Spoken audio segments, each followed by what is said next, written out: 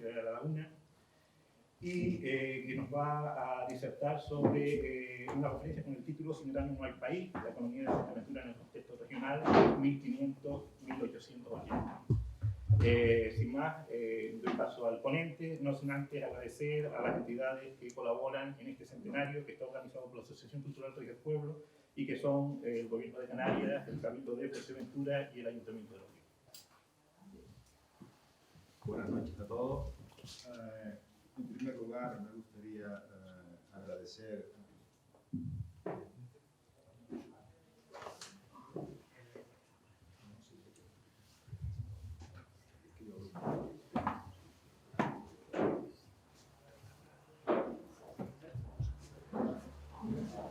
Bien, como les decía, en primer lugar agradecer a la organización de este encuentro que me han invitado a estar ustedes esta tarde.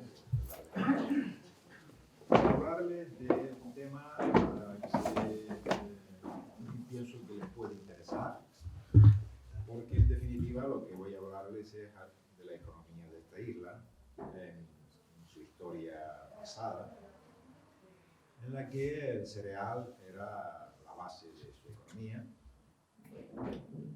Pero antes que nada me gustaría también insistir en que no se puede entender la economía de Fuerteventura y de ninguna isla sin el contexto económico regional y sobre todo en el periodo que vamos a hablar. Ciertamente a partir de 1850, como ya les demostraré, pues está claro que Fuerteventura y el resto de las islas menores dejaron de tener un papel en el concierto económico regional, como bien denunció el político que ustedes tanto aprecian, Velázquez Cabrera, cuando planteó que toda la economía se centraba en las islas mayores y que las islas periféricas, pues en fin, eran una especie de limbo, eran inexistentes. Pero en el periodo anterior a 1850, bueno, hay que entender que la historia de nuestro archipiélago no es una historia insular, no. No se puede hablar de historia de Fuerteventura en este periodo, de historia de Gran Canaria, de historia de Tenerife. Hay que hablar de una economía regional. ¿Y por qué hay que hablar de una economía regional? E incluso si me apuran, habría que hablar de una economía en términos de insular y atlántica. ¿Por qué?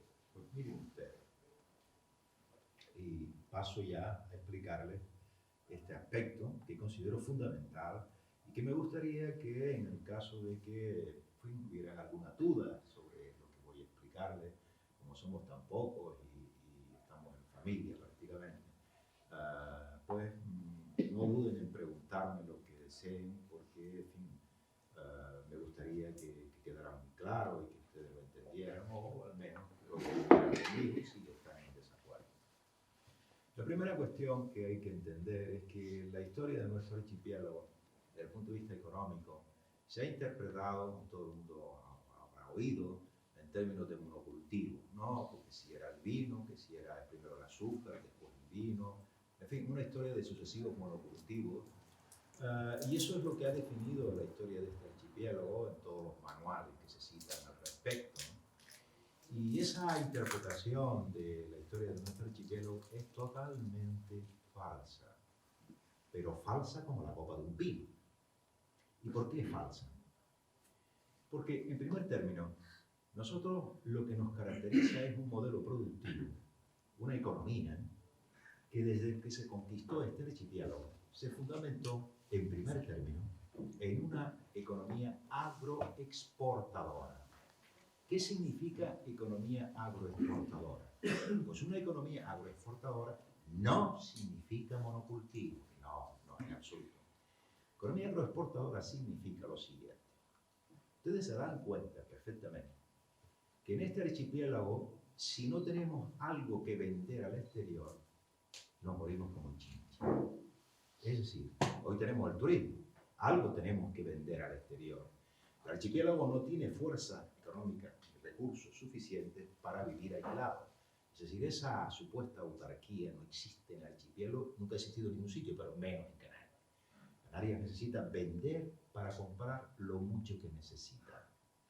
Y ese fundamento, esa máxima, ese principio se ha basado en una exportación, un producto exportador. Bien, ese producto exportador fue inicialmente el azúcar. De tal manera que si el archipiélago no hubiera posibilidades de plantarse cañaverales y azúcar y producir azúcar, si Canarias a finales del siglo XV y XVI, principios del XVI, no tuviera recursos naturales que permitieran el azúcar, estoy plenamente convencido de que el archipiélago ni se hubiera conquistado ni se hubiera colonizado. Y de hecho, ustedes saben perfectamente que Fuerteventura se descubrió por Bettencourt y Fuerteventura en el siglo XX no pintó absolutamente nada. ¿Por qué? Porque no tenía ningún sentido producir trigo. ¿Para qué? ¿Para exportar a dónde?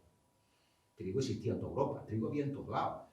Trigo no era posible la colonización. Tenía que, para que se colonizara el archipiélago, un producto mercancía que tuviera un alto valor de cambio en el mercado internacional para poder comprar lo mucho que necesitaba. Esa es la clave. De ese planteamiento se ha deducido el monocultivo, pero eso es falso. ¿Por qué? ¿Por qué es falso? Porque si yo produzco azúcar o yo produzco vino, yo necesito comer y necesito productos agropecuarios para el mercado interior. Y a medida que se expansiona el cultivo exportador, tiene que existir en el mercado interior una oferta de productos agropecuarios que abastezcan el mercado interior. ¿Por qué? Háganse el siguiente planteamiento. Imagínense una isla toda llena de cañaverales, toda muy bonita, produciendo azúcar, pero que tuviera que importar hasta el último alimento que necesitara para producir el azúcar. ¿Cuál sería el coste de ese azúcar? Disparatado. Esa economía azucarera exportadora en una isla en el Atlántico no tenía ningún futuro, ninguna posibilidad, porque no podría competir en el mercado internacional, dado que los costes, la alimentación de la población dedicada a la economía azucarera superaría con creces el valor obtenido del azúcar. Por lo tanto, cuando hablamos de monocultivo, estamos haciendo una interpretación sesgada, mal de nuestra historia económica, y lo correcto es hablar de economía agroexportadora, una economía que articula, que organiza todos sus recursos para producir un producto exportador, pero también para producir para un mercado interior y garantizar la continuidad, la competitividad de ese producto exportador. Hoy día este planteamiento carece de sentido. Usted dirá, bueno, pues, lo que usted está diciendo hoy día no tiene ningún sentido porque hoy importamos hasta la lechuga, ¿verdad que sí? Pero eso en el pasado era imposible. ¿Por qué? Porque los costes eran aterradores y por lo tanto había que producir internamente. Este modelo, que repito, hoy no vale, pero en el pasado era la clave de la existencia de esa economía.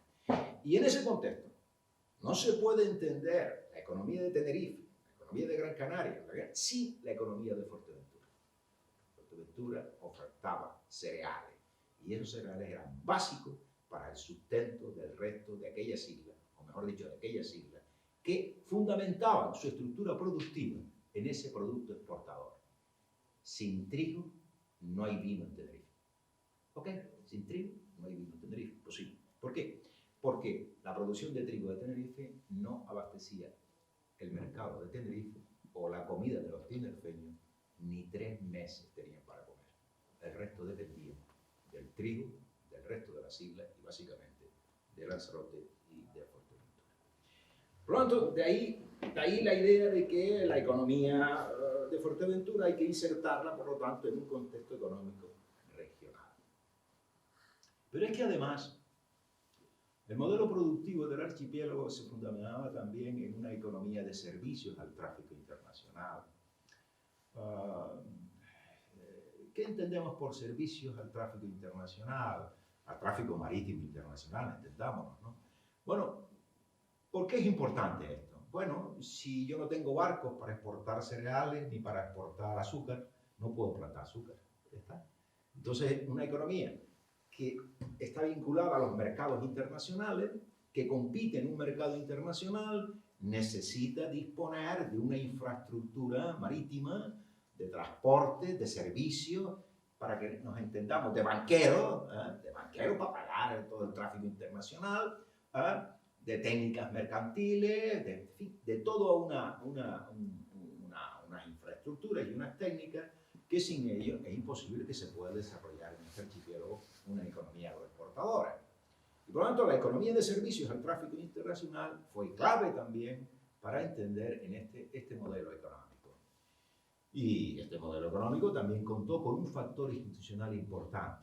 Un factor institucional que es la corona, que facilitó un hecho crucial. Y que lo facilitó, y contra lo que se dice en la literatura, lo facilitó no porque la corona estuviera interesada por el archipiélago y conociera perfectamente a los insulares. Estoy seguro que los reyes no sabían muy bien dónde estaba Canarias. Sino porque los insulares, los agentes económicos insulares, presionaron para obtener una cuestión crucial. Ustedes saben, en la historia económica de España, que España ha sido un país proteccionista, ha sido un país cerrado, ha sido un país que ha vivido de sí mismo y que ha negado al forastero, al extranjero, toda opción. América estaba cerrada a los extranjeros, el comercio con América estaba cerrado al extranjero. España fue un país fuertemente proteccionista. Canarias no podía ser proteccionista. Canarias tenía que ser una región de libre cambio y tenía que tener libre acceso a los mercados internacionales para poder vender allí donde le interesaba su oferta exportadora a cambio de aquellos bienes que le eran más ventajosos vender a cambio de su azúcar o a cambio de su vino. Y por lo tanto no podía aceptar limitaciones de carácter colonial, de carácter proteccionista. No, Canarias, Majestad, es un área de libre cambio. Y usted tiene que darnos ese libre cambio. Y eso fue lo que vale también para explicar el modelo productivo del archipiélago. Pero entiéndaseme bien, no fue por generosa concesión de la corona, sino fue por iniciativa de los insulares. Bien, este modelo productivo se inició en el siglo XVI con la colonización y se desarrolló a lo largo de los siglos XVI, XVII, XVIII y entró en crisis, como ya veremos, en el siglo XIX y llegaremos en su momento para explicarlo. Dicho eso, ¿qué podemos decir ahora de la economía de Fuerteventura en este contexto? Y para entenderlo, lo primero que vamos a ver, yo no sé si lo ven, es que no ven nada, ¿no? Es muy difícil. Yo tengo algo de catarata ya, es nuevo bien, así que ustedes disculpen. Bueno, el gráfico que está ahí, el cuadro que está ahí, es la evolución de la población de la isla de Fuerteventura, porque la población es clave para entender la economía de cualquier zona, de cualquier territorio, y se pone de relieve en ese cuadro algunos hechos singulares de la historia demográfica de esta isla, que luego insistiré. Pero voy a poner en primer lugar los datos, después los explicaremos con detalle. Pero voy a limitarme a explicar los datos tal como están. Y lo que se refleja en ese cuadro, y lo veremos en los siguientes gráficos, es una evolución poblacional que crece ostensiblemente la población, pero que crece y crece muchísimo a lo largo de la segunda mitad del siglo XVII, a partir de 1660, 70, crece fuertísimo y de tal manera que, fíjense ustedes, que la población de Fuerteventura representaba un 1% en el total de la población del archipiélago y en el siglo XVIII llega al 7,5% y casi al 8% de la población del archipiélago. Pasó de tener 2.000 y poco habitantes a tener 12.000, 13.000 habitantes en el siglo XVIII, un fortísimo crecimiento demográfico que con tasas de crecimiento que no se explican, esos incrementos de población no se explican por la propia natalidad de la población de Fuerteventura, bueno, porque del saldo entre muertos y defuntos, pues crece la población. No, eso no lo explica. Hay más razones que explican esa. Y la razón que explica eso, pues es también la existencia, como veremos ahora, de la inmigración, cosa que inexplicable. Bueno, que veremos por qué, pero que es clave para entender. Esa evolución demográfica, ¿no?, la tienen ustedes ahora con sus etapas de caída a partir de 1830, la tienen ahora aquí clarísimamente expuesta. Yo creo que esto sí lo ven, ¿verdad? Esto sí se ve, ¿no? Bien, pues ahí me voy a bajar para que señalarlo con más claridad, porque creo que este cuadro, Rosario, gracias por los datos. Esto te lo debo aquí. Aquí ven ustedes, esto es el siglo XVII, principios del siglo XVII. Para el siglo XVI, pues no hay datos de ningún tipo, eso ya, ahí no he podido reconstruir nada, imposible. Pero para el siglo XVII, para el XVII he podido reconstruir, haciendo malabarismo, he podido reconstruir la demografía de la isla, la serie de bautizados.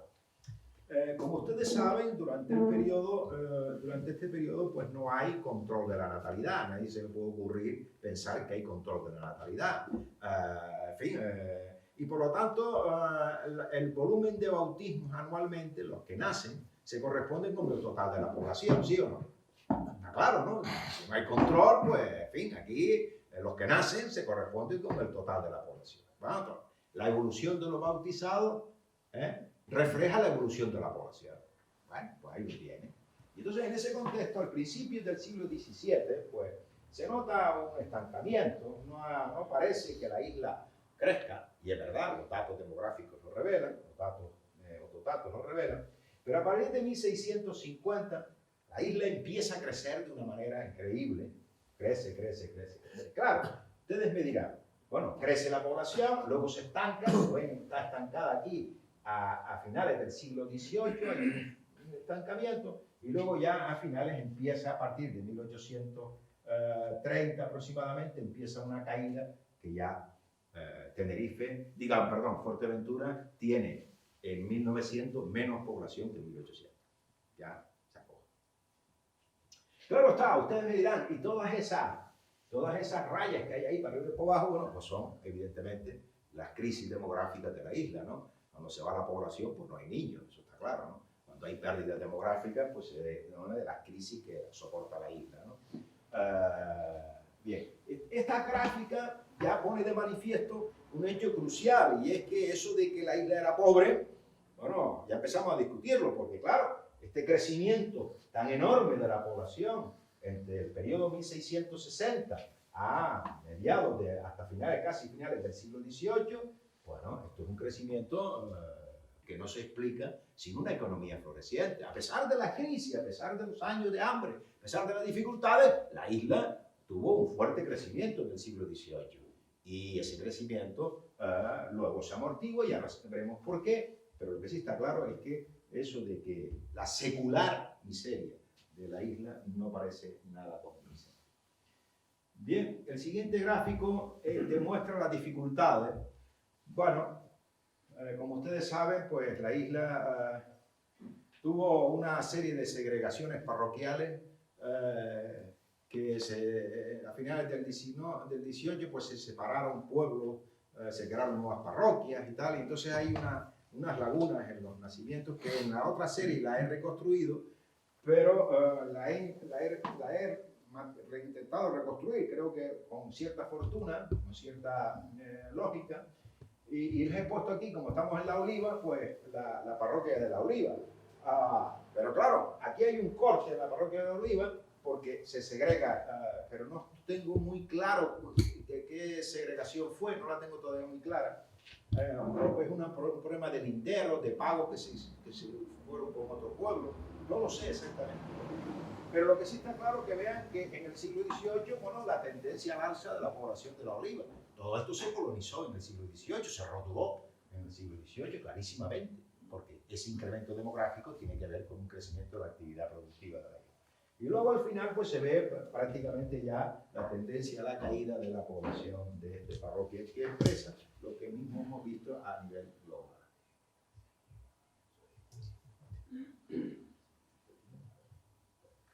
Bueno, este cuadro no lo van a ver. ¿Lo ven? Más o menos. Más o menos. ¿No les llama la atención el cuadro? Si observan, fíjense bien lo que expresa el cuadro. Es interesantísimo. El cuadro revela que casi en algunos años, de 1680 a 1740, 2/3 de los que se casan en Fuerteventura no son de la isla. 2/3 de los que se casan no son de la isla. Y eso implica que está viniendo gente a roturar la tierra, a trabajar en Fuerteventura. Es una cosa inédita. ¿No? Claro, esta curva, este porcentaje. Después va cayendo, por supuesto, va cayendo, pero se mantiene entre un 25, llega al 39%, casi al 40%, en los primeros años del siglo XVIII, y luego está coincidiendo con ese incremento de la población de Fuerteventura en el siglo XVIII. Es decir, que la isla no solo generó economía para mantener a sus majoreros, sino también atrajo población para asentarse en la isla en esta etapa de actividad productiva. Claro, las cosas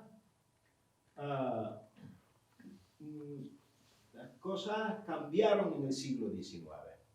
Todo el mundo ha oído hablar de la inmigración al Uruguay, los de Fuerteventura se fueron todos al Uruguay, y ahí se pone de manifiesto que ya en el siglo XIX, a partir de 1830, la economía, coincidiendo con el curso de la evolución de los bautizados que les expliqué, pues, bueno, se perdió población. Y observen, la tasa por cada 1000 emigrantes solo es superada por Lanzarote. Fuerteventura le sigue 64, 37 Lanzarote, siendo la media regional 21. Es decir, estas dos islas, en la mediados del siglo XIX, perdieron fuertemente muchísima población. Y yo les puedo contar una anécdota que me encontré trabajando este tema de la inmigración en los protocolos notariales de Fuerteventura. Un viejito dice lo siguiente: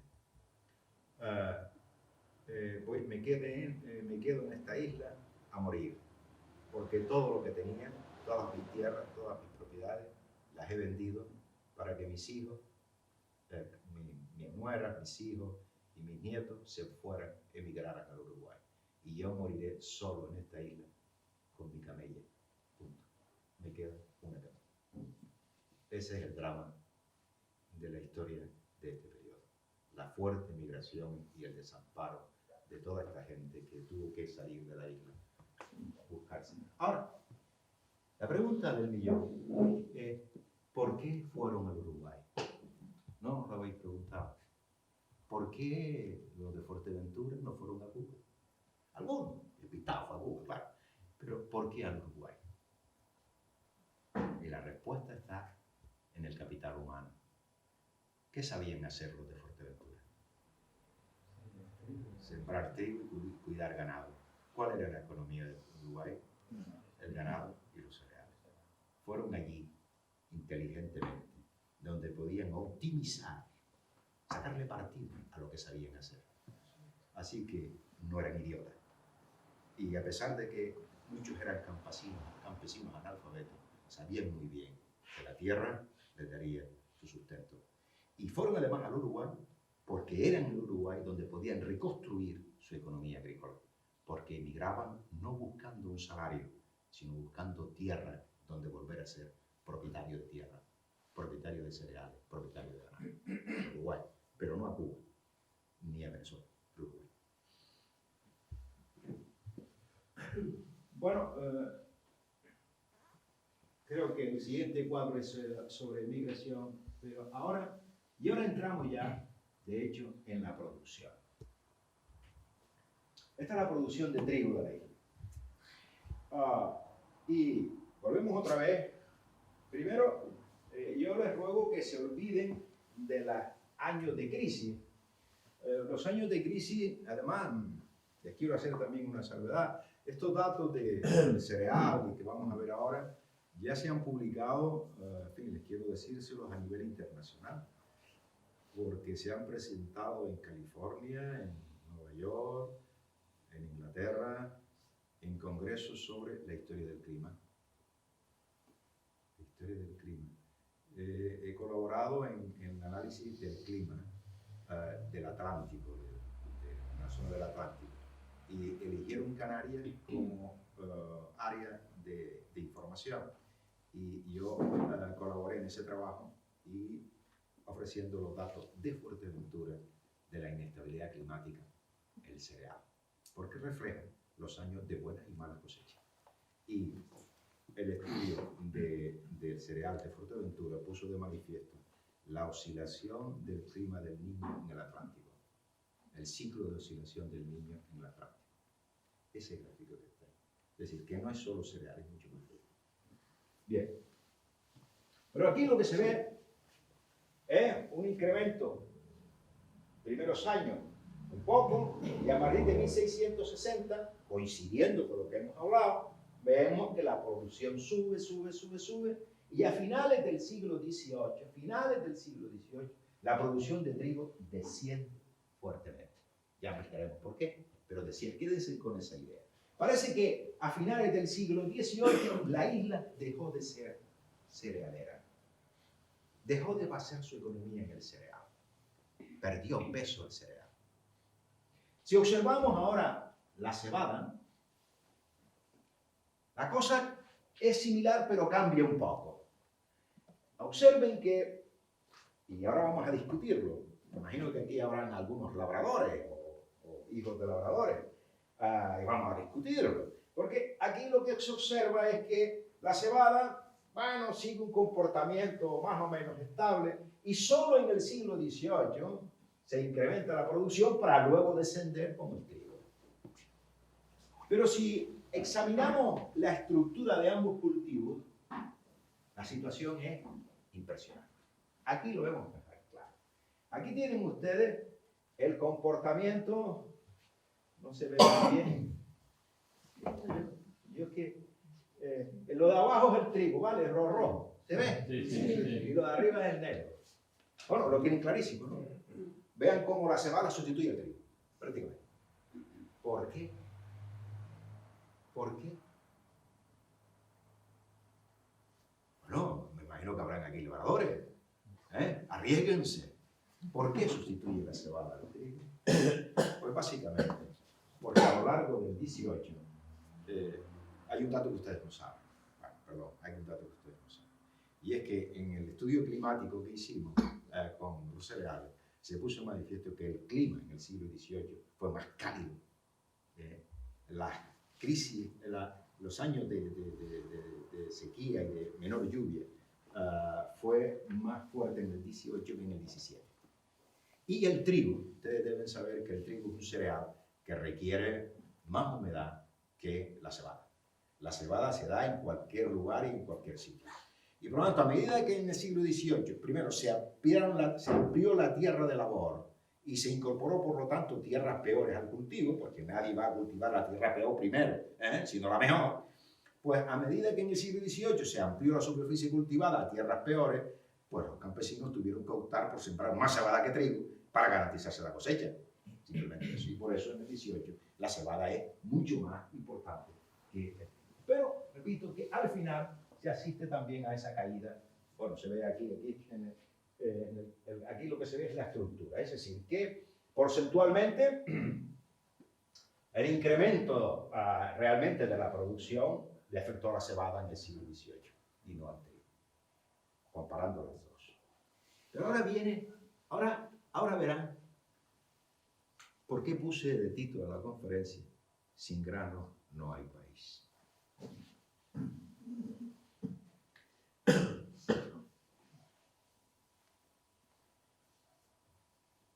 Yo les puedo decir que cuando hice esta gráfica, que tuve que reconstruir los bautizados y hacer toda una serie de cálculos para poder ajustar los bautizados, no creí que fuera tan clavado. ¿Qué observan ustedes ahí? Por favor.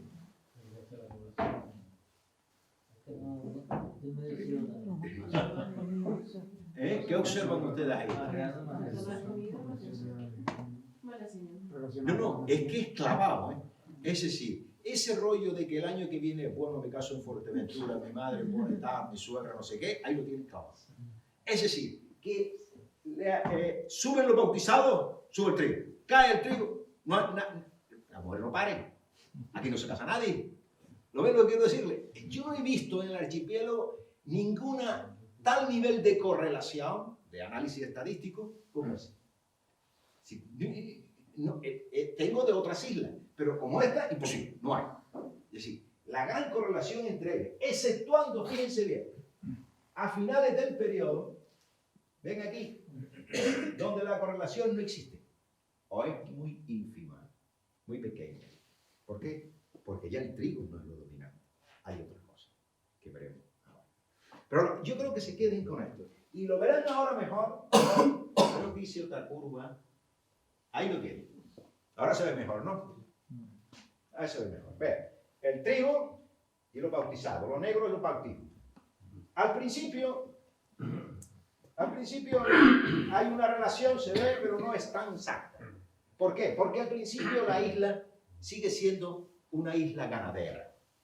En realidad, la expansión del cereal en Fuerteventura tiene que ver con la expansión del viñedo en Tenerife. Al expansionarse el viñedo en Tenerife, los de Tenerife ahora es la oportunidad nuestra de vender trigo. Y entonces empezó el cultivo cereal. ¿Lo entienden ahora? Y bueno, al principio, no, Tenerife todavía no había optado decididamente por el vino, pero ya a partir de 1600 Tenerife es un área vinícola. Y por lo tanto, bueno, pues ahora hay que venderles trigo a estos, ¿no? Y eso hace que a partir de este momento, pues, y eso determinó, ¿qué determinó? Pues la expansión del cereal y la expansión de la población. Hay que cultivar la tierra. Y se ve perfectamente la correlación entre la evolución de la población y la evolución de la producción del trigo. La isla era un área de cereal, básicamente.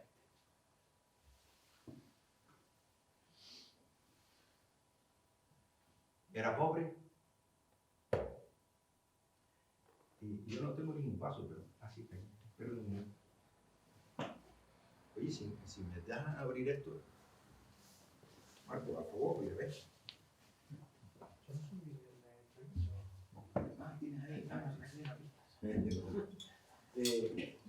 La isla era pobre.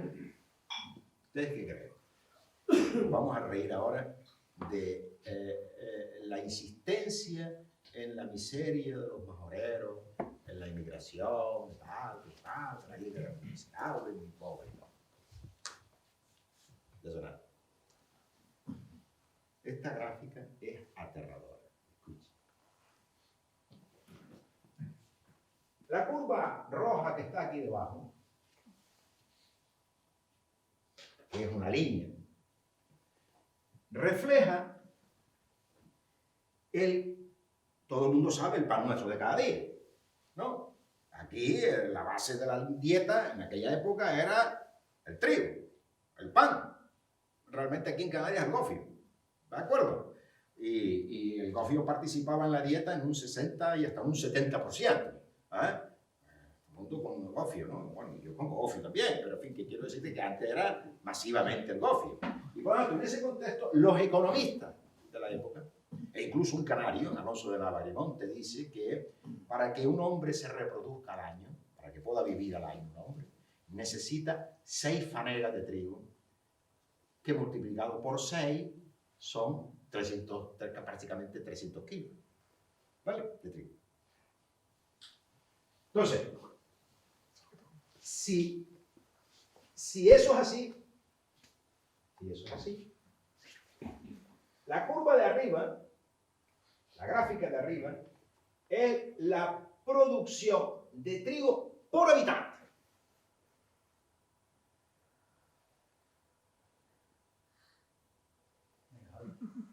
¿Era pobre o no era pobre la isla? Ni de coña, era una isla riquísima. Es decir, toda la literatura sobre esto no tiene sentido. No. La isla era rica, muy rica. Miren ustedes, 6 kilos por habitante, 6 fanegadas por habitante, y aquí hay 14 por habitante, 12 por habitante. Miren la diferencia, el doble. Y en ocasiones más del doble de trigo por habitante, de trigo y cebada por habitante. Es decir, tenían una economía próspera. ¿Cuál entonces era el problema de Fuerteventura? ¿Por qué la gente se marchaba y emigraba en años de claridad? Porque aquí existía una institución, Cabildo de Fuerteventura, en manos de la élite dominante, que no se preocupaba de garantizar el pósito, el grano, la silla, de tener almacenado grano para atender los años de carestía, para atender los años de la mala cosecha. Ese era el problema.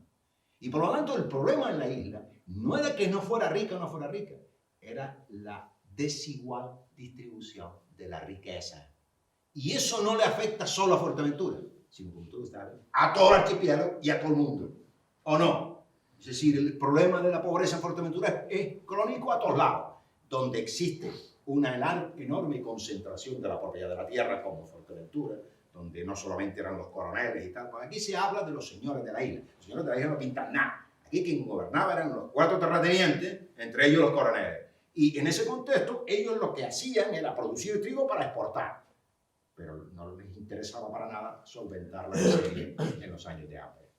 ¿Y qué hacían entonces? Pues exportar la miseria para que la paguen otras islas. Y los campesinos pobres y miserables tenían que marcharse a otras islas. ¿Con qué? ¿Con qué se iban? Ahí está el otro elemento. Y ahora vamos a estudiar. ¿Con qué se iban? Desde el Neolítico, desde el mundo del Neolítico, ¿cuál era el banco de los campesinos? Todavía hoy, ¿cuál es el banco de un campesino? En este tipo de agricultura, el ganado. ¿Cómo emigraban los de Fuerteventura? Con su ganado, para vender su ganado. Su salvación estaba en el ganado. El único recurso que podían vender era el ganado. ¿Lo ven? Y eso es clarísimo en la economía de Fuerteventura. El banco de los campesinos, el ganado. El ganado soporta la carestía. El ganado puede alimentarse mejor que yo. El ganado, tengo que tener ganado. Y por lo tanto, la economía de Fuerteventura no se puede entender solo con cereales. Era una economía o era un sistema económico que llamamos sistema agropecuario, agrícola y ganadero. ¿Por qué? Eso es lo que vamos a ver ahora.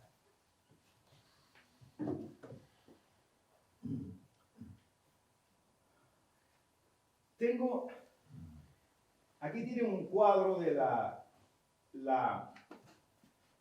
superficie sembrada de cereales en Fuerteventura en 1800. Esto para que vean la complejidad. Esto lo tengo hecho series y series, pero simplificando porque si no, no da tiempo. Pero aquí tiene qué es lo que estaba sembrado en Fuerteventura en 1800, todos los años, en estos años. 13.619 hectáreas se sembraban todos los años. 13.619 hectáreas de tierra se sembraban en este momento. Y se sembraba básicamente, como ustedes verán, cebada blanca. De 134.000 fanegas de producción, el 73% era cebada blanca, coincidiendo con los datos que dijimos antes, que a finales del 18 la cebada era lo más que se plantaba. Bien. Ahí quédense con ese dato. 13.619. Pero fíjense bien. Un sistema agrícola de cereal no puede existir sin el ganado. ¿Por qué? A ver, talentos aquí. ¿Por qué? Venga, ¿por qué? Piensen un poco, ¿por qué? El ganado se come los rastros del cereal, ¿no? Por el abonado de las tierras, hombre, por el abonado de las tierras. No puedo tener cereales si no tengo ganado. Y por lo tanto, Cualquier análisis del sistema agrícola de Fuerteventura implica ver la relación que existe entre la ganadería y la agricultura. Y el modelo productivo o el sistema agropecuario de la isla será perfecto si hay un perfecto ajuste entre el ganado y el cereal. Y eso es lo que les voy a demostrar. El ajuste era magnífico. Eran listos como demonios.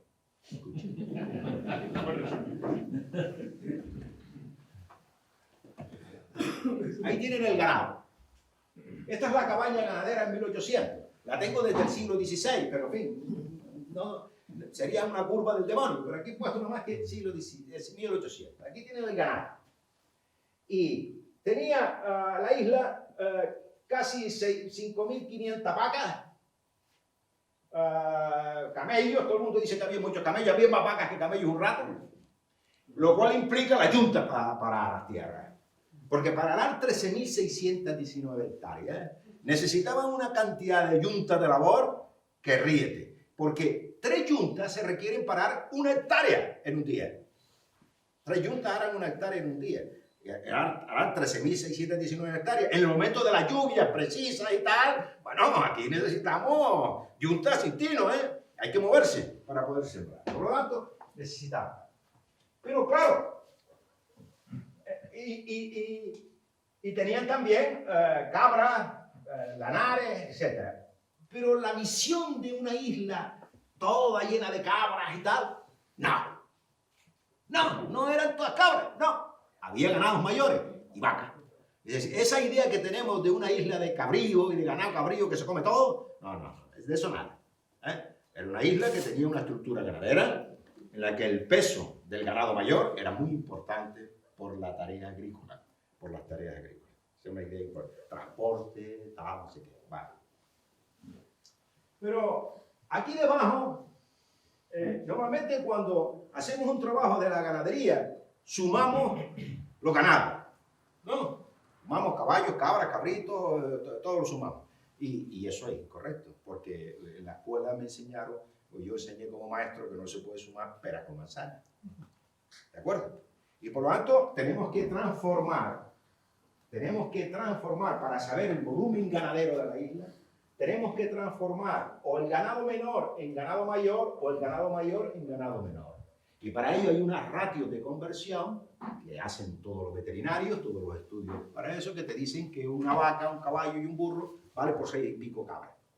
Multiplicamos los caballos por los 6,24 y tenemos el número de cabras que existían en la isla, o el número de ganados mayores, de ganados menores, La isla tenía un caudal de ganado de 100.000 cabezas de ganado menor, sumándolas todas en términos de ganado menor, que si no, no se puede sumar. Está claro, ¿no? No se puede sumar peras con manzanas. Bien, 6.000.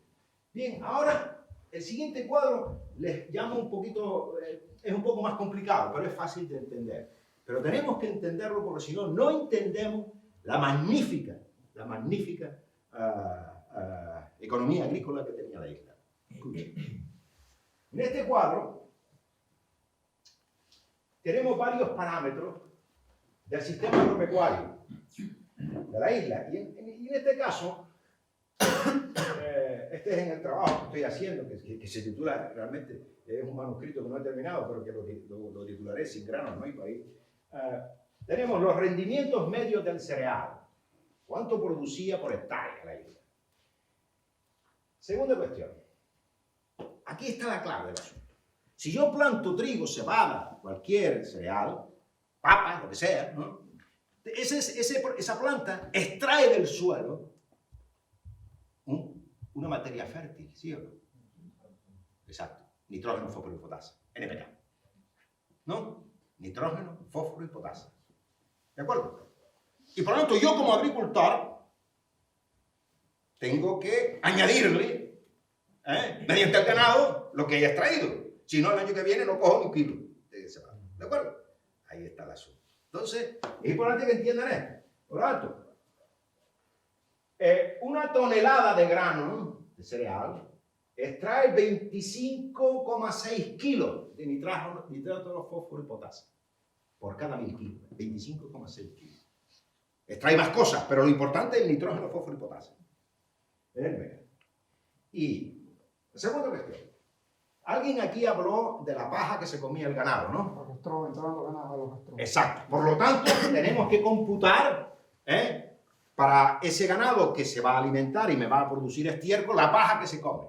Y la ratio que aplico es que por 1 kilo de grano produce 1,8 kilos de paja. Cuidado. Hay que tener en cuenta que todo agricultor o ganadero sabe que la paja de la cebada es una porquería y que la paja que sirve es la de trigo. Lo saben, ¿no? Pero aquí en Canarias hay una diferencia sustancial y es que la paja de cebada de la península es la que nos sirve. Porque es la paja de 4 hileras, la cebada de 4 hileras que se llama. La cebada blanca que se planta aquí en todo el archipiélago es de 6 hileras. Es cebada de 6 hileras y es una paja de alto rendimiento para el ganado. No tiene nada que ver con la cebada y la cebada de 4 hileras produce 1,2 kilos de paja. La cebada de 6 hileras, 1,8 kilos de paja por kilo de grano. Un alto rendimiento en paja. Bien. La cuarta variable que hay que tener en cuenta para entender el sistema agropecuario de Fuerteventura es que una hectárea de barbecho, ¿qué entendemos por barbecho? Que las 13.619 hectáreas, la mitad estaba sin cultivo y se plantaba al año siguiente. Y te lo dicen todos los informes, que aquí el barbecho era de año y mes. Un año se sembraba una parte y otro año se sembraba otra. Y se abrían las rayas de la vega para que entrara el grano. ¿Vale? Por lo tanto, las 13.619 hectáreas daban paja, ¿no? Pero también daban hierba. Y por lo tanto tenemos que saber cuánta hierba producía eso. Los ganaderos de esta isla han informado esta parte la estoy haciendo con un agrónomo, y le han informado que más o menos son estos kilos que hay aquí. Más o menos, unos 700 kilos de paja de hierba al año. En años buenos, claro, evidentemente, ¿no? En años normales. 700 kilos. Tengan en cuenta que en otras zonas del archipiélago, por ejemplo en La Palma, donde llueve y tal y cual, son 1.500 kilos por hectárea.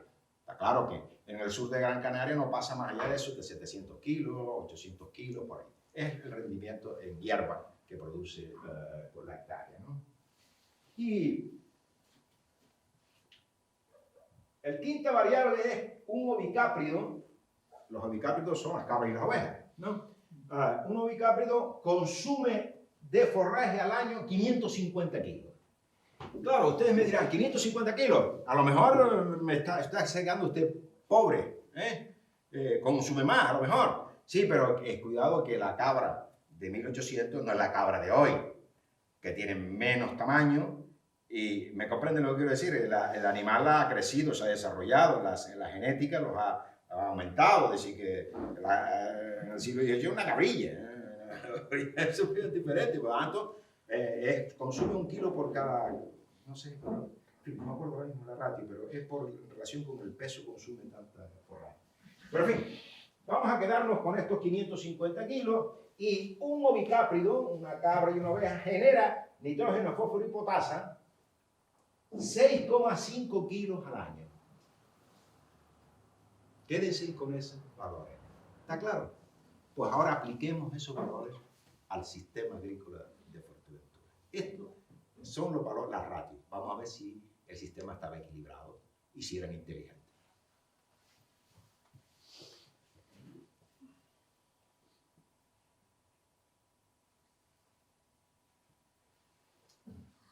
Se lee, yo creo que bien, ¿no? Aquí tienen la demanda y oferta de fertilizante en el sistema agropecuario de Fuerteventura. La demanda del sistema y la oferta del sistema. Un sistema en que articulaba agricultura, ganadería, tiene que estar en equilibrio. Si no, el sistema no funciona. Y observen aquí. Demanda de NPK. Primero, superficie sembrada en hectárea, hemos dicho 13.619 hectáreas. Producción multiplicado por los 560 kilos de grano como promedio por hectárea, considerando años buenos y años malos, son 7 millones de kilos de cereal. Y esos 7 millones de kilos, 7 millones y medio de cereal, extraen de NPK, de acuerdo con la ratio que hemos visto, déficit casi 200.000 kilos de nitrógeno, fósforo y potasio. Se dice poco, ¿eh? 200.000 kilos de nitrógeno, fósforo y potasio. Imagínense. Sin ganado, la isla se moría. No es posible. Por lo tanto, esos 200.000 kilos tenemos que reponerlos, como sea. ¿Y cómo se reponía? Forraje. Ahora vamos al forraje. Paja de cebada, 13 millones de kilos. Materia seca del barbecho, la hierba que está, 9 millones y pico de kilos. Total forraje, 23 millones de kilos. Producía la isla de forraje. Si dividimos estos 23 por lo que consumen las cabras, 550 kilos, tenemos el número teórico. Fíjense bien, ¿eh? El volumen teórico de ganado que se podía alimentar en el sistema agropecuario. El sistema generaba paja, ¿no? Generaba hierba, ¿no? Por lo tanto, con esa materia, con esa paja y con ese forraje, podía alimentar a un volumen de ganado de 43.293 cabras y ovejas. Ese volumen de ganado, multiplicado por lo que produce el ovicápito de NPK, 6,5 kilos, el sistema generaba 274.000 kilos de nitrógeno, fósforo y potasio. ¿De acuerdo? Fíjense bien, ¿de acuerdo? Bien. Por lo tanto, el sistema en sí mismo estaba en equilibrio, producía más de NPK que lo que él necesitaba. 200.000, 274.000. ¿De acuerdo? Pero los sistemas tienen que tener un margen de reserva. Y si se me muere el ganado, y si, ¿me explico? Y por lo tanto hay un margen de reserva. Y el margen de reserva lo ven ahí en la oferta real. ¿Por qué? Porque tenía más ganado. Porque el sistema, la cabaña de ovicápito que hemos calculado, recuerden anteriormente, era de 100.000. ¿Sí o no? Y 100.000 multiplicado por el NPK que produce son 675.000 kilos de NPK. Y por lo tanto hay un excedente de 480.000 kilos de NPK. ¿Sabían o no sabían lo que tenían entre manos? Y no estamos computando la cabaña guanil salvaje, las apañadas, que existía por ahí, por todas esas laderas, sino simplemente la cabaña controlada por ellos, porque el ganado anterior es la cabaña que ellos controlaban. El guanil no está nunca, es imposible, no podían computarlo. Hacían una apañada y tal, pero eso no se podía computar. Bien. Por lo tanto, el sistema ganadero de la isla era un sistema perfecto. Perfecto. Muy, muy, muy perfecto. Antes estuvimos hablando de que al final del siglo XVIII, el cereal no era ya lo relevante en la isla. Algo había cambiado. Y ya ustedes solo suponen lo que será. La barrilla. Claro. La gente dejó de plantar trigo bueno, no dejaron de plantar trigo, pero la barrilla era el gran cultivo exportador. Y la barrilla, contrariamente a lo que se piensa, la barrilla hizo la fortuna de la isla. ¿Por qué? Porque permitió que la isla se vinculara al mercado exterior. Y claro, tú no le puedes decir a un campesino que plante trigo cuando produciendo barrilla obtenía 4 y 5 veces más que obteniendo trigo. Decía, oiga, no, mire usted, yo aquí lo que produzco barrilla y tal. Y la barrilla se llegaba a sembrar, observen bien, hasta en el techo de barro de las casas. Sí, hasta ahí se sembraba barrilla. Observen lo que se llegó a sembrar barrilla. La barrilla fue el gran cultivo exportador de la isla, de Lanzarote y de Fuerteventura.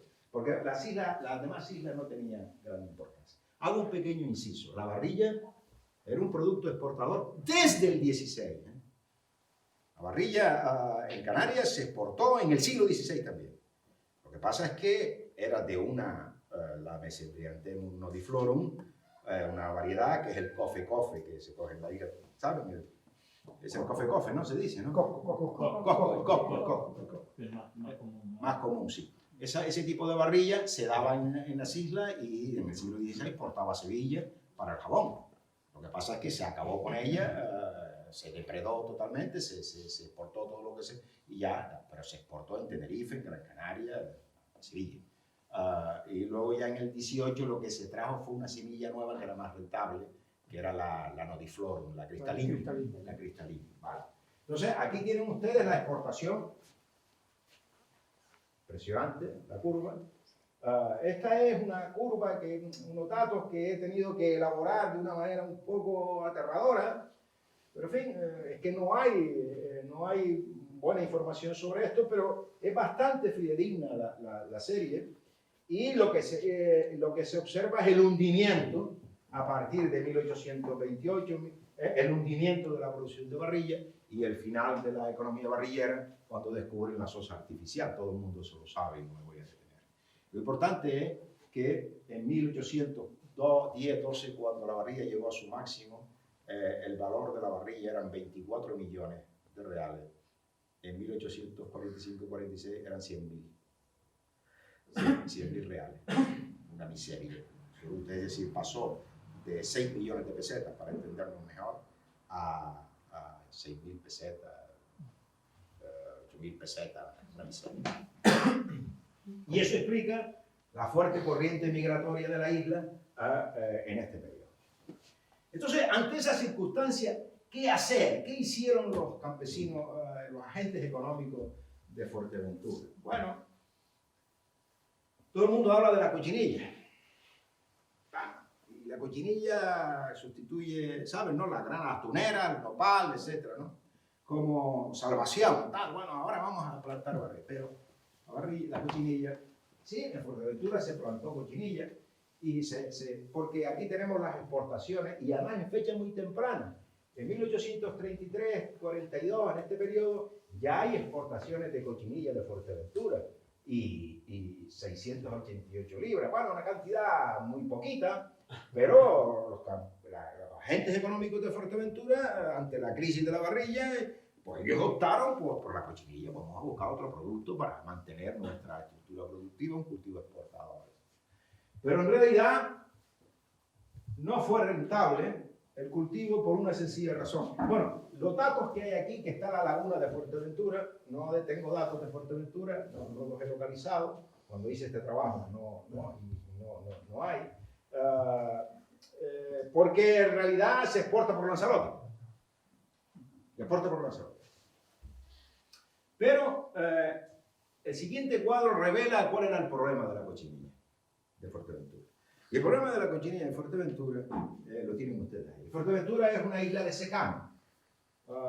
Casi el 100% de la tierra cultivada en Fuerteventura, en este momento. Después, a partir de 1890, 1900, aparece el molino ese que ustedes ven ahí, el molino de Chicago. Pero eso es de 1900 para acá. En este momento, olviden. 4 fuentes y punto. Entonces, en ese contexto, es una isla de secano. El 100% de la tierra era de secano, solo de 29.300 hectáreas que tenía de cultivo en este momento, solo tiene 47 de regadío, básicamente de secano. Y claro, el problema de la cochinilla es que para poder competir con Honduras y Guatemala, los canarios hicieron un enorme esfuerzo en el regadío. Todo el mundo cree que la cochinilla se plantaba en las laderas. No. En Gran Canaria, en Tenerife y tal, la cochinilla se plantaba donde están los plátanos hoy. Y se regaba. Y se le echaban abonos químicos por primera vez en Canarias. Parecen los abonos químicos. Para incrementar la productividad por hectárea, para poder competir con México, con Guatemala y con Honduras. Y sin regadío no es posible competir. No era rentable. Y por eso Fuerteventura, a partir de 1880, entró en declive definitivo. La presión fiscal, me leí un trabajo hace tiempo ya de Francisco, un chico que hizo sobre los ayuntamientos quejándose de las contribuciones, de la presión fiscal en la isla, etc. Fue aterrador el siglo XIX por este tema. Y en consecuencia, pues la isla no tuvo ninguna posibilidad de la grana y por supuesto los cultivos posteriores del tomate, esa gran, enorme, esa variedad Fuerteventura, ese tomate tan excelente que tenemos, ya eso ya es más tardío del siglo XX. Pero en este momento no había ninguna posibilidad. Por lo tanto, en ese contexto, ¿qué podían hacer los de Fuerteventura? Volver al pasado. ¿Qué significaba volver al pasado? Otra vez al cereal. Bueno, pues ya visto esto, pues tenemos que volver al grano, porque la barrilla se jodió y la cochinilla, no, tenemos que volver otra vez al cereal. Y volver al cereal, vale, pues lo hicieron, miren. Pero, fíjense, la historia ya había cambiado. El modelo productivo del archipiélago se había hundido. Manuel Velázquez Cabrera tenía razón. Y ahora lo verán. Terrible, es terrible lo que les voy a explicar. La primera cuestión, aquí tienen los datos, un flash del siglo XIX. El total de cereal de la isla de Fuerteventura, de la producción de grano, pasó de 134.000 fanegadas, o en 1830 de 151.000 fanegadas. Y pues fueron haciendo un esfuerzo ahí para mantener su cereal. En 1860, en el quinquenio, en los años principios de 150.000, 28.000.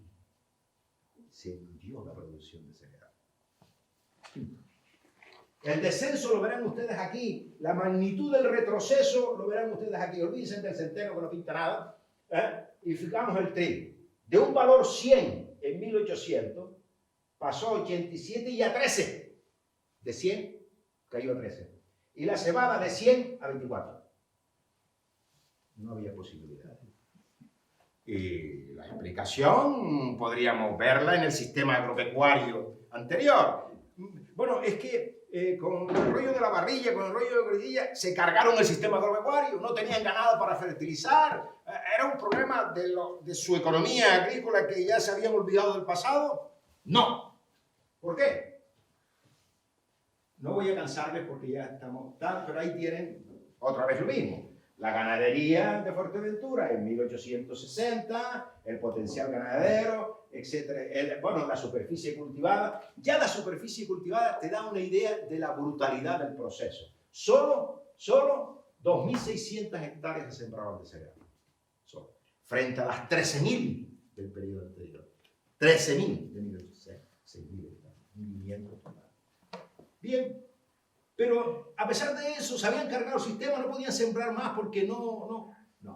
Ahí tienen el ganado, las unidades ganaderas, aquí tienen la oferta de fertilizantes, NPK, y el sistema requería 37.000 kilos de NPK y la ganadería asociada al sistema producía 52.000 y el excedente era de 195.000. Es decir, que había ganado para fertilizar los campos, que el problema no era del sistema agropecuario, que ellos mantenían un sistema agropecuario competitivo. Entonces, ¿por qué demonios no podían producir trigo?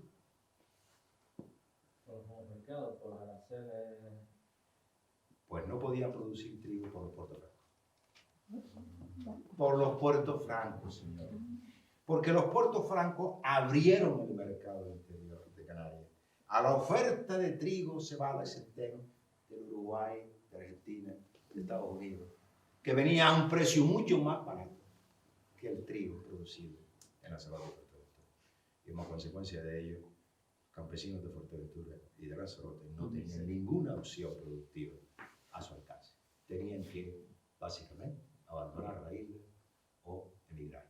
Y en ese contexto, la única salvación de nuevo fue el ganado, su reserva, el capital ganadero.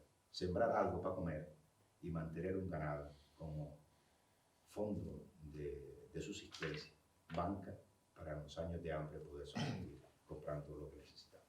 Esa es la historia de esta isla en la segunda mitad, a finales del siglo XIX.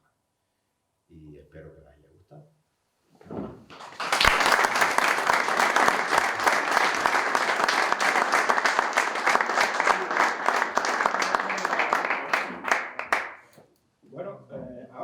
Que si tienen preguntas, pues que me las hagan. En la medida de mis posibilidades, pues me gustaría resolver si ustedes tienen alguna duda. ¿Legumbres no había? Sí, bueno, la producción de legumbres, de garbanzos y todo eso es, en este sistema, por supuesto que existe la leguminosa, garbanzos, lentejas, etcétera, etcétera. Pero no son, fíjense bien, no es lo que define el sistema. ¿Entiende? Yo tengo la producción de legumbres y tal. Es una cuestión marginal, muy marginal. Incluso las gavias que se dice que se utilizaban para la leguminosa, sembraban trigo y millo en la gavia. Trigo, millo. Ahí el millo también es importante, pero no llega a... El millo requiere mucha agua, no se plantaba millo en la isla. Pero básicamente lo que ellos plantaban eran cereales. Era la clave de la economía. ¿Más preguntas? Cuando usted comenta lo de la inmigración a Uruguay, es evidente porque bueno, está en nuestros archivos y en la documentación, incluso en lo que son los alistamientos de mozos, es impresionante. Emigró a Uruguay, el majorero pues eminentemente fue a esa zona, y más concretamente una zona determinada, Canelones, Sí, Canelones. que bueno, hace poco precisamente se hizo un trabajo sí, la zona de los canales, hizo un trabajo ahí sobre un maestro carámbula que emigró. Entonces, aparte de los factores, yo creo que aparte de los factores que usted menciona económicos y sobre todo de la especialización del trabajador majorero en la agricultura cerealística y ganadera, yo creo que también en este caso, por los primeros que fueron, tuvo una importancia relevante el efecto llamada. Es decir, yo estoy aquí, llamaba al familiar para que fuera tal también. Claro, pero fíjense bien, el problema básico es que tú no explicas eso, porque el que tiene el efecto llamada, va también por el mismo motivo. Es decir, que, miren, yo he recorrido Cuba y he recorrido Venezuela. Puedo decir una cosa. Ustedes vayan a Venezuela, por ejemplo, al Valle del Sanare, o a la zona, no me acuerdo, Teque, creo que se llama, y se quedan allí, o más en concreto a la zona de Coro. En Coro ustedes ven molinos de Chicago y cebolla. Pregunten quiénes son los que están ahí. De Lanzarote. Si van a los Teques o van al Sanare, pregunten quiénes son. Palmeros. Allí no hay sino palmeros. Se fijan bien en su paisaje y es exactamente igual que La Palma. El mismo paisaje y el mismo clima. No es tropical. Es decir, eso es muy importante. Eso lo expliqué yo en un congreso internacional hace muchos años, y la gente eso no lo tiene en cuenta. Es decir, que tú maximizas tu capital humano. Es decir, el inmigrante no es idiota. El inmigrante, hombre, hay algunos que se equivocan, claro que se equivocan, todos nos equivocamos, ¿no? Pero es muy curioso que mucha gente vaya al mismo sitio. Y no es solo el efecto llamada. Es que allí, en ese sitio, yo puedo optimizar mi capital humano. Porque lo que yo sé hacer, claro, entonces, nuestros inmigrantes son campesinos. Y por lo tanto van allí donde tienen posibilidades. Primero, de ser terrateniente, no, pero pequeño propietario, conseguir recuperar su tierra y vincularse a lo que sabe hacer. Y eso es clarísimo. Los de Tenerife, caña azucarera, café y todo eso lo sabían, tabaco, La Palma. ¿Dónde van a ir? ¿Al Uruguay? No pintan nada en Uruguay. No fueron a Uruguay, nunca. Con dos despistados que vivían por allí, pero no fue al Uruguay. Es decir, tienes razón en el efecto llamada, pero el efecto llamada tiene como principio básico lo anterior. Es como la ficha dominó, ¿no? Primero se mueve esa ficha y las demás se mueven luego. Pero esa ficha es importante. Cuando se cambia del cereal a los chips, Parrilla. a la barrilla, ¿no? O sea, las islas que demandaban ese cereal, ¿de dónde lo consiguen después? Claro, claro, es que ese es el problema. Porque esa es la antesala del Puerto Franco. Es decir, entre 1780 y 1814 asistimos a un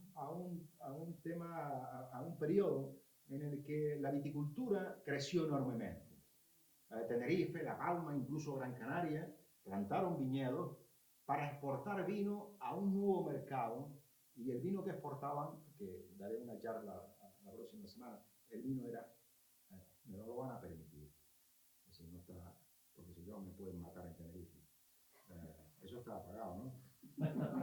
No, porque lo voy a decir en una conferencia, pero no quiero que... Una puñetera mierda. Porque el vino ya no tenía calidad. Al vino le mezclaban guindas, zunos indios, para entintar, porque eran blancos, lo entintaban, lo hacían vino tinto, le metían aguardiente, porque aquello era un potingue, y lo exportaban. Y todo el mundo se bebía ese vino en Estados Unidos. ¿Por qué? Porque la guerra contra Inglaterra, la guerra revolucionaria de Francia, la guerra de Napoleón y tal, todo el vino de Europa no podía entrar a cruzar el Atlántico, tenían dificultades, y entonces los de Tenerife, La Palma y Granada aprovecharon el ciclo y aquí aumenta la producción y aquí embarcamos lo que sea, ¿me comprenden? Claro, fíjense ustedes si llegó a tal problema que el Cabildo de Tenerife se vio obligado a prohibir una cantidad de exportación porque no tenía ni vino para beber. Porque en esa época se bebían, observen, 120 litros per cápita al año de vino. Sí, se bebía una cantidad de vino increíble, porque nadie bebía agua. Entiéndase bien, nadie bebía agua. Nadie, porque si bebías agua, te morías. Entonces al agua, hasta el niño de teta, se le daba agua con una gotita de vino. Porque el vino es un antiséptico, mata el cloro. Y por lo tanto, el consumo de vino per cápita es una cantidad increíble. Increíble. Ojalá los viticultores tuvieran hoy esa cantidad. Entonces, claro, bueno, llegaba a tal extremo que el Cabildo tuvo que intervenir porque no tenían vino para beber. Todo el mundo, pipa que producía, pipa que exportaba. Y la calidad, eso no importa. Aquí la calidad no importa. Pero hay que sacarlo lo que salga. Lo que salga. Le echaban potingue, tal, lo mezclaban con aguardiente, tal, no sé qué, y lo encabezaban, le metían tinta, guinda, la guinda, ¿saben la guinda? Los guinderos. Para eso todo, para hacerlo tinto y para aportar todo. Claro, en ese contexto, ¿por qué? Porque todo el vino de Canarias siempre es blanco. Cuando ahí se dice que los tintos de Canarias son una porquería. La mayor parte del vino de Canarias, históricamente, es vino blanco. Y ustedes me dirán, bueno, pero ¿por qué vino blanco? Porque era el vino que hasta 1800 y pico era el mercado internacional. Ningún selecto consumidor de vino de Europa, de la Edad Media y hasta el siglo XIX, bebía vino tinto. El vino tinto era para las clases bajas, para el population, para la clase trabajadora. El vino blanco era el de la élite, contrariamente a lo que se piensa hoy. Y por lo tanto, Canarias se especializó en exportar vino al norte de Europa, pero blanco. Y además, el vino blanco se adapta mejor a nuestro clima, a nuestro suelo y a nuestro clima. Es el más que se adapta.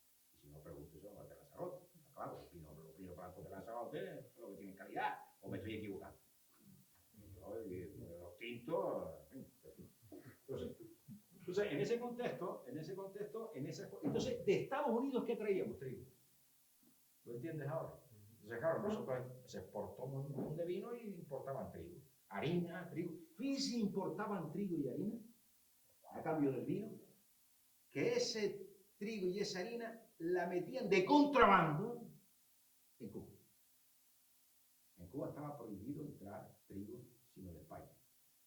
Pero los canarios vendían el vino en Boston, mandaban el barco a Canarias con una guía, se llama. ¿Para dónde va este barco? Para Canarias. Iba para Cuba. Y ya el capitán ponía el puño, como que iba y venía, iba para Cuba. ¿Entiendes lo que quiero decir? Claro, es un negocio impresionante, como que vamos a plantar trigo. Trigo nada, y ahora lo que importa es el vino, y sacar vino. ¿Qué ocurrió? Que cuando la paz de París llegó, después de Waterloo, que se cargaron a Napoleón, pues Europa recuperó su vino y los canarios se hundieron miserablemente porque no habían apostado por la calidad, sino por la cantidad. Perdieron la calidad, se apostaron por la cantidad. Y cuando llegó la vaca flaca, ya no tenían patita. Bien, ¿alguna pregunta? Sí. Referente a la migración que hubo de aquí de Fuerteventura, Uruguay, yo leía un poquito que en el hambre de Fuerteventura que también hubo una migración muy grande hacia las islas capitales. Sí. Y ahí hubo una especie de, como de rechazo, de masificación, de pobreza, de personas que llegaban allí. Ahí se hizo algo, se facilitó también a la migración hacia Cuba de esta gente. No. de modo propio. No, vamos a ver. Los campesinos que salían de aquí, primero, todo ese sistema agropecuario, sobre todo en la fase de expansión, se sostenía también por mano de obra que venía del resto de las islas a cosechar el trigo. Cuidado. Es decir, aquí había una inmigración, Fuerteventura, en la siembra no tanto, pero a la hora de la recolección, venía gente de otras islas, campesinos, a segar el trigo. Y por eso dije una economía articulada. Es decir, no solamente en términos de exportar trigo, sino mano de obra.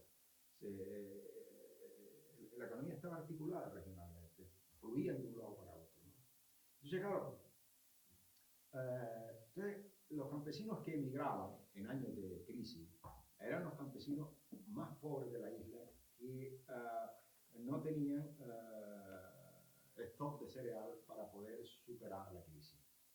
Pero en el sistema institucional del antiguo régimen, en el modelo económico del antiguo régimen, existía la figura del pósito, de la alhóndiga o del pósito. Y un comandante general, Branciforte, Tavaloso, hizo un informe denunciando la situación de Lanzarote y Fuerteventura, insistiendo en que el gran problema de Lanzarote y Fuerteventura es que no tenían los pósitos bien desarrollados.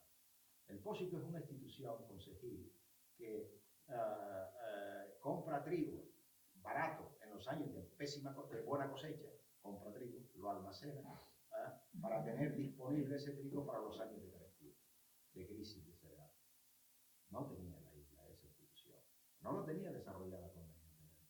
Y eso lo denuncia el capitán general del archipiélago del comandante general en un informe de la corona.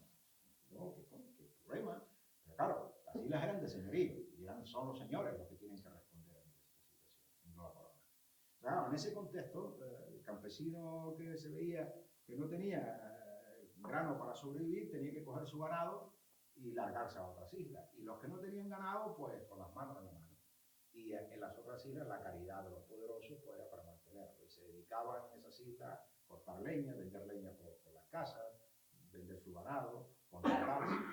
Y los libros de entierro, por ejemplo, de Tacoronte, que los he trabajado, pues aparecen muchos campesinos de Fuerteventura, sobre todo en la gran crisis de 1721, que fue general en todo el archipiélago, un año de pésima cosecha total,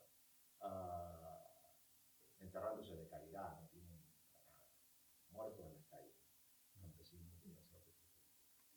Pero, claro, y eso era un peso que soportaban las otras islas. ¿Por qué? Porque entonces el Cabildo de Tenerife tenía que sostener con su trigo a esa gente. ¿Entiendes lo que quiero decirte? ¿No? Y claro, hay un rechazo, y con cierta lógica, ¿me entiendes lo que quiero decirte? Porque, claro, oiga, mire, es que las instituciones tienen que responder ante esta situación. Y no cargar el problema a las islas, a las otras islas. ¿Me comprende? Ese era el gran problema. Entonces, la terratenencia de esta isla y las instituciones de esta isla, gobernadas por esta élite, eso no les preocupó. Lo que les preocupó es colocar su trigo fuera y tener trigo para ellos, pero al resto de la población no hubo ningún interés. ¿Me entiendes lo que digo? Eso es un problema de desigualdad de la riqueza. Y por lo tanto, el gran estudio pendiente en esta isla sería, en fin, si alguien se anima, yo les puedo ayudar, el gran estudio es ver la estructura de la propiedad de la tierra. ¿Cómo? Porque claro, tengan ustedes en cuenta que cada crisis agraria, el terrateniente crece. Porque se queda con la tierra de los pobres campesinos. Y los coroneles no nacieron de la noche a la mañana. Los coroneles fueron creciendo con la miseria y demás. Y eso está más o menos conocido, pero hay que hacer un trabajo macro, no un caso aislado, sino ver un poco el tema. El gran problema de la isla no es que no fuera pobre, ¿no? Es que no tenía un sistema agropecuario, no tenía la institución clave para responder al sistema agropecuario, que es un problema no de los campesinos, un problema institucional, un problema de la élite, un problema de los que rigen la economía, el poder político en esta isla, que deberían de haberse preocupado de tener esas instituciones para hacer frente a la pobreza general en años de crisis. Pero el sistema en sí era altamente productivo, era eficiente, era rico, no había problema. El problema estaba en que no existía esa edad porque no tenían interés. No solamente ellos, sino incluso hasta la propia iglesia que exportaba todo su cereal del tierra. No se preocupaba tampoco de ello. Aunque el caso de la iglesia es diferente. Es diferente. Si quieres se lo aclaro, pero es diferente. el caso de la iglesia es diferente porque la iglesia tenía que vender su trigo en la isla. ¿Entienden? Mientras que los señores no vendían el trigo en la isla. Primero se lo vendía a la iglesia. El trigo del diezmo se vendía en la isla y se vendía a precio de tasa, a un precio tasado por el Estado. Mientras que el trigo que se sacaba de la isla no tenía precio de tasa. Entonces, en fin, que se venda el trigo a tasa y el resto lo pagamos. Y es la iglesia la que da la caridad entre los campesinos. Pero claro, en años de crisis el diezmo era cero prácticamente, no se cosechaba prácticamente nada. Y por lo tanto yo tengo los datos decimales, la serie que yo he tenido son los diezmos. Y en años de crisis que he venido a vender la iglesia, nada, porque no tenía muy poco trigo, ¿me comprenden? Y si lo vendía, lo que vendía tenía que ser a una tasa, a un precio tasado por la corona. No se podía pasar ese precio. Mientras que el trigo que tú exportabas de la isla no tenía precio de tasa, se vendía a libre mercado. Y claro, los señores de la isla lo que les interesaba es exportar su trigo, no venderlo en la isla. Eso se encargara la iglesia que venía a hacer la medida. Más preguntas, por favor. Sí, Rosario creo que estaba. Sí, no, yo quería plantear lo de la cochinilla con respecto a la varilla, pues tuvo una gran importancia, por supuesto, ¿no? Pero hubo unos años, la más pasada, en la década de los 60 y parte de los 70, del 19, que sí se comerció bastante. Sí. Hubo un momento de auge. Sí. Hasta luego ya no. Claro, pero Rosario, lo que yo quiero explicarte es que el problema de la cochinilla es que no es competitiva en secano. Claro, porque lleva más agua que la varilla. Claro, lleva muchísima agua y además tú tienes que producir por hectárea para poder competir. Es decir, y en secano, yo no me acuerdo ahora mismo los cálculos que hice en su momento, pero en secano los rendimientos de la cochinilla son mínimos. Sí, como a nivel general sí, pero sí hubo unos años. Sí, claro, Claro, que se exporta por Lanzarote, no por la isla, la exportaban a través de Lanzarote. Pero el problema es ese, que ten en cuenta que el insecto vive de la savia del nopal. Claro, necesita agua. Claro, y si el nopal no está frondoso, el insecto no come. Y además, en una hectárea yo puedo sembrar, porque la cochinilla, en términos, no es la palabra adecuada, pero se sembraba. Los insectos se sembraban, ¿no? Y yo, si el nopal está lozano y lo riego y tal, pues produjo más por hectárea. Secano no era rentable, ¿no? Pero sí, se trató de cochinilla, claro. No, y se cortaba incluso combinada con la varilla todavía. Sí, en un periodo, en esa sí. época se cortaban las dos cosas. Digo que la inmigración a Uruguay era un poco rebelde de los moreros y conejeros porque estaba prohibido por parte de la corona, así como el Sí, bueno, no, rebelde no, mire, vamos a ver. Estaba prohibido por la corona porque la corona española no reconoció la independencia de las repúblicas latinoamericanas. No reconoció la independencia de Uruguay, ni de Venezuela, ni de México. En España es un desastre en ese tema, ¿no? Bueno, vi lo que ha terminado con Guinea y con Chad, no hace falta que yo extienda esto, ¿no? España ha sido, su política exterior ha sido un fracaso total histórico, ¿no? Entonces, claro, no reconoció esas independencias y por lo tanto, esas repúblicas, y por lo tanto prohibió la inmigración a las repúblicas. Vale, lo que usted dice, sí, correcto. Pero en Santa Cruz de Tenerife dicen los escritos de la época que todo el mundo se despedía en el muelle y me voy por Venezuela. A la vista de las autoridades. Yo me voy por Venezuela, no voy para Uruguay. Era la vista gorda total y absoluta, ¿no? Nada, eso estaba prohibido, pero como si no estuviera prohibido. Eso no era obvio en Canarias para la salida. Y los barcos cargaban emigrantes que decían que iban para Cuba o que iban para Puerto Rico, pero en realidad iban directo a Venezuela. Tengo los testimonios de los armadores. Los barcos, ¿no? Desde que salga de la punta del muelle, a ver quién le dice dónde van.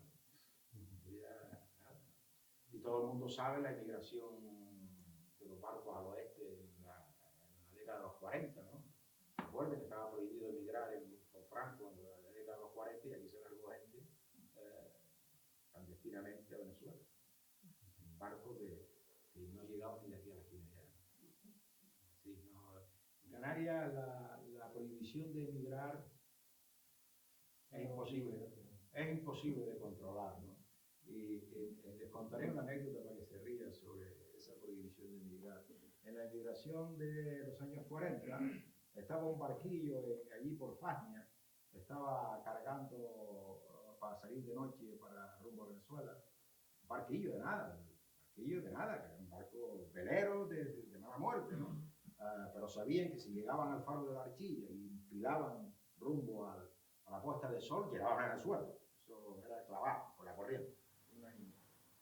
Entonces estaban cargando el barco y la Guardia Civil se enteró que estaban cargando el barco y fueron los 2 números de la Guardia Civil a prohibir la embarcación. Y cuando subieron al barco, el tipo le puso la pistola a la otra Guardia Civil adentro, para Venezuela. Y fueron los 2 guardias civiles.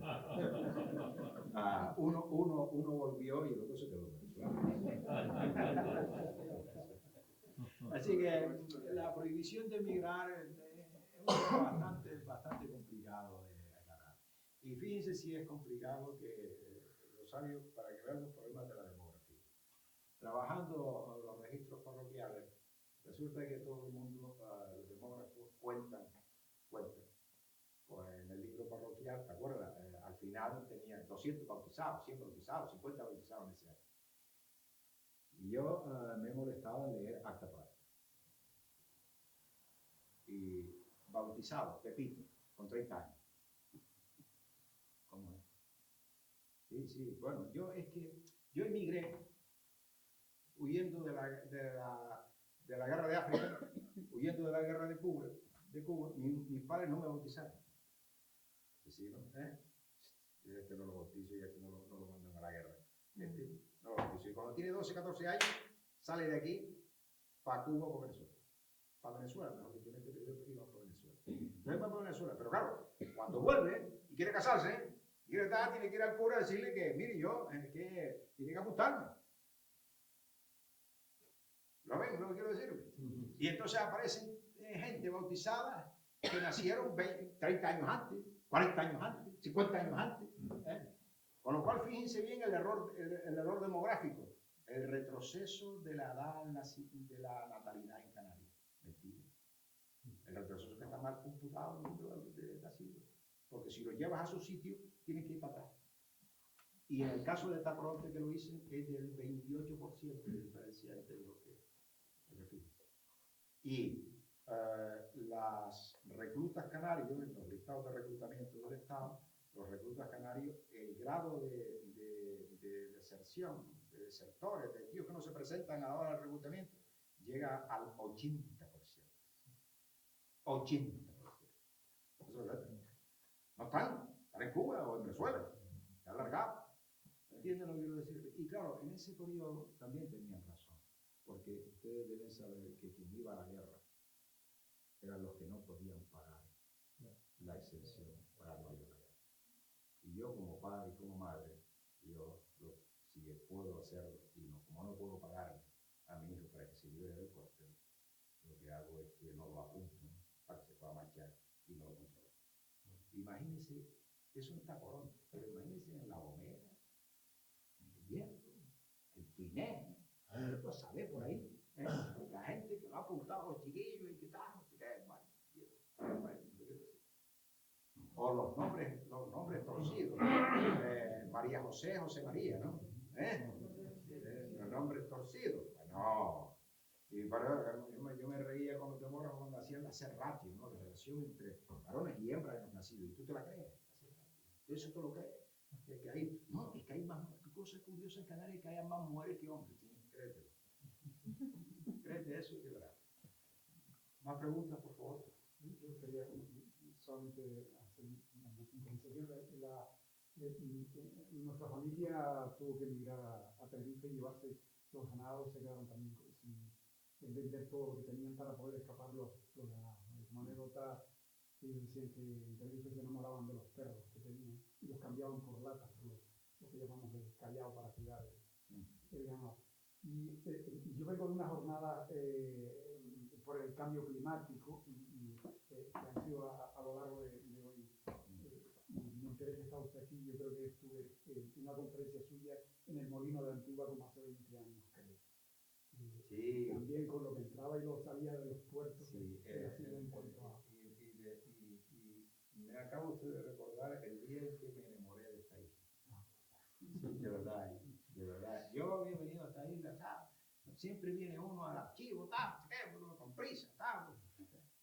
Pero ese día tuve que dar la conferencia en Antigua y tuve tiempo, y era la última charla, creo que era la última la que yo di, no me acuerdo. Y resulta que me subí a una azotea que había allí en Antigua y vi el atardecer en la llanura aquella, y los colores de la tierra. Oh, me quedé impresionado. Mire que yo soy del sur de Gran Canaria, yo soy de San Bartolomé de Tirana, donde el secano domina, ¿no? Pero sí, la conferencia que di en Antigua. Lo que quiero puntualizar es que los datos que usted tiene ahí, y yo he hecho a bastantes conferencias, solamente en cuanto a la materia orgánica que generan la cabaña ganadera, las cabras, me gustaría a veces que estuvieran en esas conferencias relacionadas con el medio ambiente porque siempre se nombra a la cabra solamente para, como chivo expiatorio, diciendo que es la erosionable. El problema, sí, es que el enfoque que yo le he hecho es el nuevo enfoque de la economía agroecológica, ¿no? Es decir, cuidado, que aquí no se han dado cuenta que es un sistema agropecuario.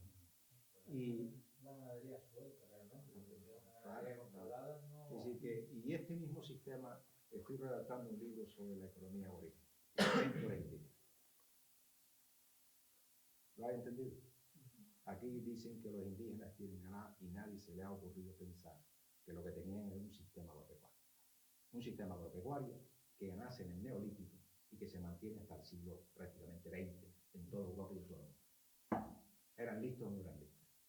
Y ya está bien de hablar de poblado. Y en el caso de Fuerteventura, pues tienen un sistema agropecuario altamente eficiente, altamente productivo, y el único gran problema es la naturaleza y la desigualdad social.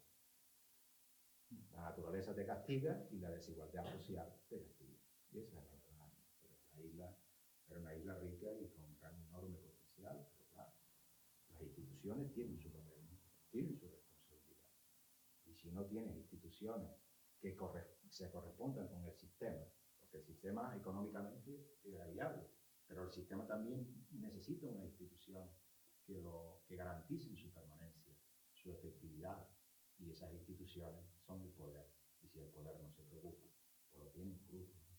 Hay una similitud en esos siglos y las instituciones o los grandes señores o terratenientes que necesitaban tener esa mano de obra disponible y por eso no las dejaban disponer de terreno, porque yo me aprovecho de esa falta de terreno. Tengo una mano de obra disponible para cuando mis terrenos y poder, sobre todo arrancar, ¿no? Venía gente también de otras islas, que está, sobre todo de La Palma. De La Palma. Hoy en día tenemos lo mismo con el monocultivo del turismo. Tenemos a la gente dispuesta nada más que para ese porcentaje porque no hay hacia el sector primario, sí. Es un porcentaje muy pequeño que está dedicado. El problema, mire, vamos a ver, ya que me ha hecho la observación, el turismo, nuestra economía tiene un gravísimo problema estructural. Yo lo explico todos los años cuando llega a este tema. Tiene un gravísimo problema estructural, porque yo no sé cómo se resuelve, porque yo soy historiador, pero no futurista, ni empresario tampoco, ni político. Pero tiene un problema estructural porque, y se lo voy a explicar en términos muy simples. La mayor parte de la población de este archipiélago, por no decir el 99%, vive del sector servicio. Trabaja en la banca, trabaja de funcionario, trabaja de maestro, trabaja de médico, de abogado, ¿no? Camarero, etc. ¿no? Bien, toda esta gente que forma parte de la población de esta archipiélago, la población activa, la que genera riqueza, bueno, pues esta gente vive de un salario, vive de una renta. Y esa renta se descompone básicamente en consumo y ahorro. ¿Están de acuerdo conmigo? Consumir y ahorrar. Pero si lo que se consume es producto importado, ¿no? Entonces toda la renta que se genera vía población activa en este archipiélago sale fuera. Y lo que va a ahorro también sale fuera. ¿Por qué? Porque solamente en años en que crece la construcción, o el sector de la inmobiliaria, el resto de ese capital sale fuera porque no hay otra fuente de riqueza de inversión. Por lo tanto, la conclusión es que nuestro modelo productivo es un exportador de renta, exportador de riqueza, pero no creador de riqueza. Y esto es gravísimo en un sistema económico. Y no lo digo yo, esto lo viene diciendo Fuentes Quintana en el año 95, o Alcaide en el 97, y llamando la atención. Están las curvas del Banco de España, donde ponen de manifiesto, tengan cuidado porque estas islas son exportadores de renta. Y un sistema productivo no puede ser únicamente exportador de renta, tiene que ser inversor de la renta, generando riqueza. Otra fuente de riqueza. Y es el gran poder. Y cuando se hablaba aquí en Canarias de cambiar el modelo productivo, pues todos dicen, todo el gobierno llega, voy a cambiar el modelo productivo, tenemos que crear en Canarias, ¿verdad?, otros sectores productivos, pero todo es pacotilla. En realidad, no hay nada. Nada. Turismo, más turismo, más turismo, más turismo. Y si se fijan, el turismo es exactamente igual que en el pasado. Lo único que pasa es que en vez de sembrar trigo o sembrar viñedo y tal, ahora sembramos cama, pero que estamos utilizando. A mí me hace mucha gracia cuando hablan de la industria del turismo. El turismo no es ninguna industria. El turismo utiliza los mismos recursos que para los plátanos o para los tomates. Agua, cielo, tierra, punto. No hay ningún cambio tecnológico, nada de nada. Estamos utilizando los mismos recursos que si fuéramos agricultores. Esa es la verdad. Y por lo tanto, un cambio en la estructura productiva no hay. Y perdón que